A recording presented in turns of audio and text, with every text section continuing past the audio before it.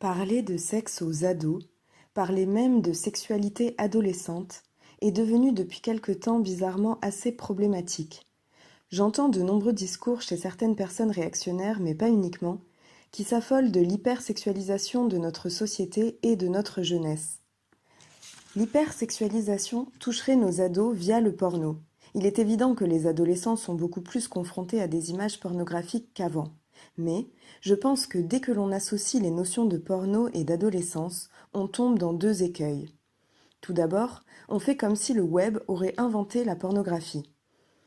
Et que donc, les ados d'aujourd'hui étaient plus à protéger que ceux d'avant. Or, il suffit de lire les récits d'adolescence du XXe siècle, ceux de l'avant-Internet, ou bien tout simplement de lire Freud et les psychanalystes européens du début du XXe pour comprendre que les ados, et les préados, ont toujours été fascinés par le sexe, et qu'ils ont toujours cherché à voir des images de sexe. Seulement, les sociétés étaient alors hyposexualisées. Il ne fallait pas parler de sexe, ni même le montrer ou l'évoquer. Mais que faisaient alors ces ados? Ils allaient chercher les images de cul là où elles étaient, au sein de la famille, en épiant parents, sœurs et frères, cousins, cousines, ou bien dans la nature pour ceux qui vivaient à la campagne. Combien d'adultes ont raconté aux psychanalystes de l'époque qu'ils avaient eu leur première excitation sexuelle en matant leur cousine dans la douche, ou bien en voyant un cheval prendre une jument. Ils ne devenaient pas pour autant des adultes incestueux ou des zoophiles.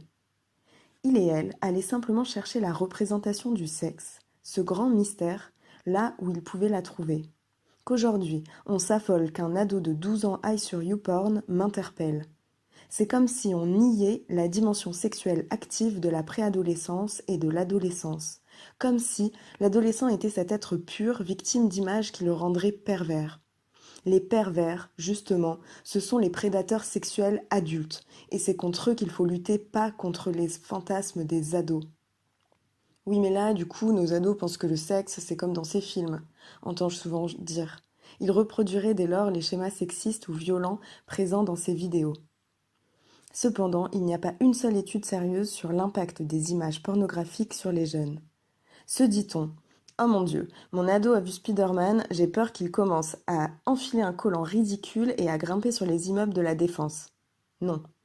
Dès qu'il est question de la représentation de fantasmes sexuels, non seulement on prend les ados pour des idiots, mais surtout on projette sur eux nos peurs d'adultes, nos tabous, nos gènes.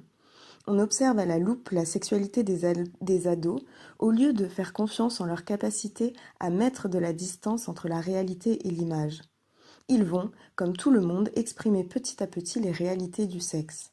Oui, un ado d'aujourd'hui va à 12 ans peut-être penser qu'il doit bander 45 minutes d'affilée pour être performant. Il sera vite confronté au principe de réalité.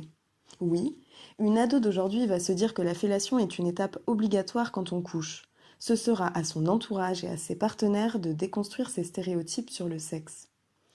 Le problème n'est pas que le porno soit une forme d'éducation sexuelle. Le problème, c'est que ce soit aujourd'hui le seul discours sur la sexualité. Les librairies sont pleines de livres, romans, manuels pour les 11-15 ans sur les sorciers et les vampires, mais il n'y a pratiquement rien sur le sexe à leur intention. Or, il y a plus de chances que le petit Kevin baise dans sa vie qu'il ne devienne un vampire. Le collège propose bien un cours d'éducation sexuelle, mais il est rapide et basique et centré uniquement sur les questions de procréation et de prévention.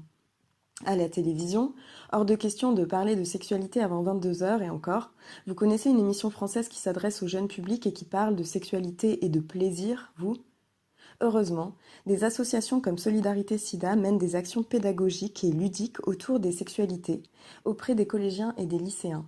Heureusement, au niveau des régions, des organismes comme les CRIPS organisent des interventions d'animateurs et d'animatrices qui viennent parler de consentement, d'homosexualité au pluriel, de clitoris, de porno ou de capote au lycée.